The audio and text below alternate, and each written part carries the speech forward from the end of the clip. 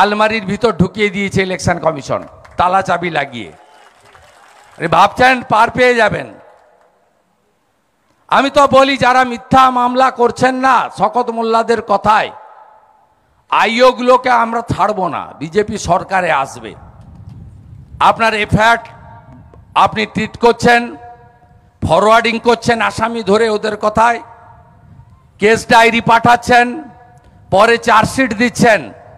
আমি আপনাকে বলে গেলাম মিথ্যা মামলায় যে বিজেপি কর্মীরা জেলে খাটছেন তাদেরকে যেমন মাসে 5,000 টাকা করে সংগ্রামী ভাতা দেব আমরা, সাথে সাথে যে আইওরাই সব মিথ্যা কথা লিখছেন তাদের বসেদের কথায়, তারা যদি চাকরি করেন সাসপেন্ড করব বিজেপি এলে, আর যদি রিটায়ার করে যান তাদের সমস্ত বেনিফিট পেনশন থেকে শুরু করে সব আটকাবো।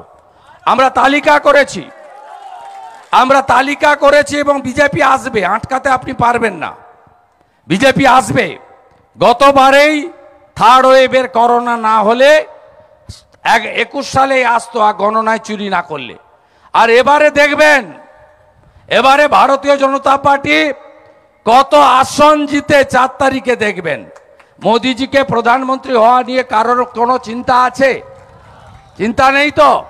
তাহলে জয়নগর থেকে মোদিজির লোককে পাঠাবেন না? 2বার সাংসদ ছিল, কিচ্ছু করেনি, বলে না, দেখা পাওয়া যায় না, সে বলবে কি? সে তো শকত মোল্লার ভয়ে জুজু হয়ে থাকে। প্রতিমা মণ্ডল সাংসদ না শকত মোল্লা তার বস, দেখলেন না, জুজু হয়ে থাকে শকত মোল্লার কাছে। তাই এই রকম সাংসদকে পাঠাবেন না, একজন সৎ মানুষকে পাঠান। একাধারে রাষ্ট্রবাদী বিজেপি, অন্যদিকে সোশ্যাল ওয়ার্কার, বর্ণ ধর্ম দলমত নির্বিশেষে তার সেবা সবাই পায়, তাকে জেতান। আমাদের তরুণ জেলা সভাপতি 21-এর পোস্টপল ভায়োলেন্স, পঞ্চায়েতে মিথ্যা মামলা, তারপরেও যিনি কর্মীদের পাশে থেকেছেন উৎপল নস্কর এবং তার যে পুরো জেলা কমিটি, তাদের প্রত্যেকে, যুব মোর্চার ভাইরা আছেন, মহিলা মোর্চা আছে, এসসি মোর্চা আছে, তাদের হাত শক্তিশালী করুন। এই আবেদন আমি আপনাদের কাছে করতে চাই। আমি আপনাদের এখানে, আমি জানি যদি অবাধ ভোট হয়, নিজের ভোট নিজে দিতে পারেন, এখানেই প্রথম বিপ্লব হবে, এখানেই বিপ্লব হবে। আমি আপনাদের করজোড়ে আবেদন করব অন্তত 80-85% ভোট যাতে ভোটে পড়ে সেটা আপনারা দয়া করে সুনিশ্চিত করুন। আমরা বুথকে সুরক্ষা দেওয়ার কাজ করব। আপনাকে জীবন দিতে হবে না, একটু সাহস দেখান। আমাদের এই বাবু মাইক দিয়েছেন, তাকে ধমক দিয়েছে। আমি বললাম মুখে ধমক দিয়েছে না গায়ে হাত দিয়েছে? বল না, গায়ে হাত দেয়নি, মুখে। এরা সব মুখেই আওয়াজ বেশি দেয়, ফাঁকা কলসির আওয়াজ বেশি।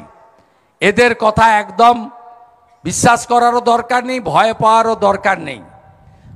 2021-এ পোস্টপল ভায়োলেন্সে 57 জন বিজেপি কর্মী মারা গেছে, মগরাহাটের প্রার্থী মানস সাহা সহ। আমরা ছেড়ে দিয়েছি, আপনারা দেখেছেন।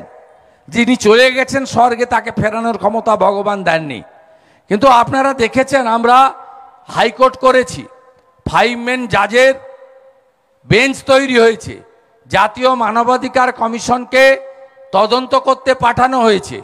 তারপরে 61টা সিবিআই কেস হয়েছে, 400-র বেশি গুন্ডা যারা এই খুন করেছেন, বিভিন্ন জায়গায় মায়েদের উপর অত্যাচার করেছেন, এখনো জেলে, তারা চার্জশিটেড হয়েছে এবং তাদের অধিকাংশ ট্রায়ালও শুরু করিয়ে দিয়েছি আমরা, যাতে তাদের কনভিকশন হয়, ফাঁসি না হোক, অন্তত যাবজ্জীবন তারা জেলে কাটায়, যাতে ওদের দেখে আর কেউ গুন্ডামিটা করতে না পারে। তাই আপনাদের কাছে আমাদের আবেদন যে আপনারা সকাল সকাল আগে ভোট দান, পরে জলপান করুন। কোথাও ত্রুটি বিচ্যুতি দেখলে আপনারা দয়া করে আমাদের কাছে জানান। আমরা গণতন্ত্র প্রতিষ্ঠা করতে চাই এবং গণতন্ত্র প্রতিষ্ঠার এই লড়াইতে আমার বিশ্বাস মানুষ জিতবে, মানুষই জয়যুক্ত হবে। আজকে আপনাদের একটা একটা স্কিম যদি বলি, আপনারা পাননি। মোদিজি দিয়েছেন, শৌচালয় দিয়েছেন 12,000 টাকা করে মাথা পিছু, কেউ পাননি। 40 লক্ষ আবাস হয়েছে বলে 45,000 কোটি টাকা মমতা ব্যানার্জি তুলেছে, 1,25,000 করে টাকা, আপনারা কেউ পাননি। আপনারা 2020 সালে আমফানের সময় মোদিজি 3750 কোটি টাকা সুন্দরবনের জন্য দিয়েছিলেন, যার ঘর উড়ে গেছে বা ভেঙে গেছে 20,000 করে টাকা। পানের বরজ যার নষ্ট হয়েছে ইউনিট প্রতি 6,000 টাকা। গাই গরু যার মারা গেছে 30,000 করে টাকা। ফিশারি এবং পোলট্রি যাদের ক্ষতি হয়েছে তাদের প্রত্যেকের টাকা, একটা লোকও টাকা পায়নি। এরা লুট করেছে, আপনাদের অধিকার এরা কেড়ে নিয়েছে। 100 দিনের কাজে ভুয়া জব কার্ড থেকে শুরু করে আপনাদের লুট হয়েছে। আপনাদের ভালো রেশন দিচ্ছে ভারত সরকার, আপনাদের পোকাযুক্ত চাল দেয়, ভালো চাল খোলা বাজারে পাচার করে। কোনো রাজ্যে আটা দেয় না, গম দেয়, এফসিআইয়ের গম। এই রাজ্যে ভালো গমগুলোকে বাংলাদেশে পাচার করছে, আর পোকা গমগুলোকে আটার মেশিনে পেষে পকেটে ঢুকিয়ে দিচ্ছে। মানুষ তো দূরের কথা, গবাদি পশুও আপনাদের মুখে দেয় না। যে কোনো অঞ্চল, যে কোনো গ্রামে যান, আমার যুবক ছেলেরা, ভাইরা, বন্ধুরা, তারা কেউ কাজ পায় না। তারা তাদের স্ত্রী, ছোট বাচ্চাদের ছেড়ে দিয়ে, বৃদ্ধ বাবা মাকে বাড়িতে ফেলে বাইরের রাজ্যে গিয়ে কাজ করছেন, বিজেপি শাসিত রাজ্যে। আপনি সংখ্যালঘুদের জিজ্ঞেস করবেন তো, যারা গুজরাটে, ইউপিতে, মধ্যপ্রদেশে চাকরি করেন, কাজ করেন, বা বিভিন্ন লেবারের কাজ করেন, তারা রোজগার করে ঘরে আনেন, তাদেরকে জিজ্ঞেস করবেন তো ওই রাজ্যে কখনো কোনো হিন্দু মুসলমান করে? কেউ করে না। আর বিজেপি হিন্দুদের পার্টি নয়, বিজেপি ভারতীয় সংস্কৃতি রক্ষা করতে চায়।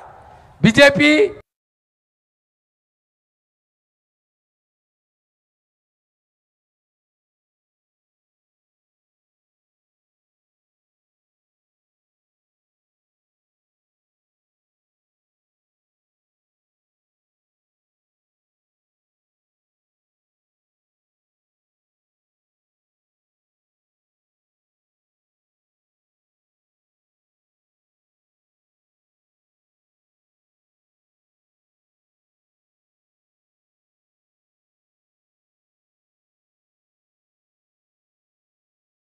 পোড়ানো হয়।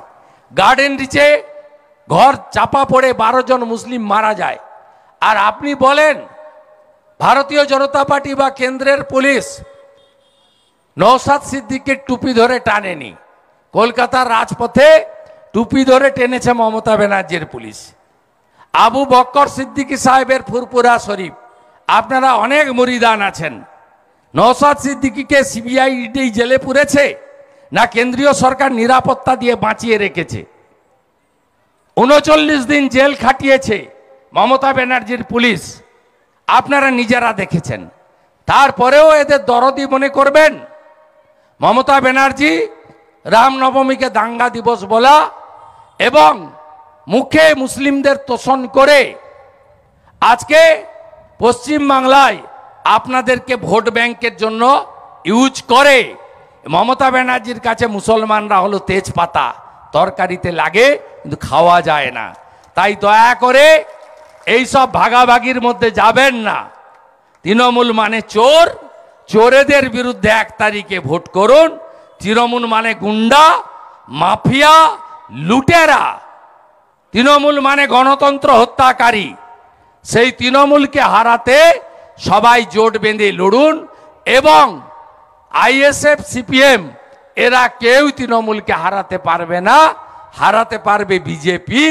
তাই তৃণমূল চোরদের হাত থেকে বাংলাকে বাঁচাতে গেলে, ক্যানিংকে গুন্ডা মুক্ত করতে গেলে, আপনার অধিকার প্রতিষ্ঠা করতে গেলে 1 তারিখে সকাল সকাল 1 নম্বর বোতাম টিপে পদ্ম ফুলে ভোট দিয়ে ডাক্তার অশোক কান্ডারিকে মোদিজির কাছে পাঠানোর বিনম্র আবেদন জানিয়ে সকলকে ধন্যবাদ, শুভেচ্ছা, অভিনন্দন জানিয়ে আমি এখান থেকে ডায়মন্ড হারবারে রামতলাতে যাব। ওখানেও আমার আরেকটি কর্মসূচি আছে। তাই এখানে ভারত মাতা কি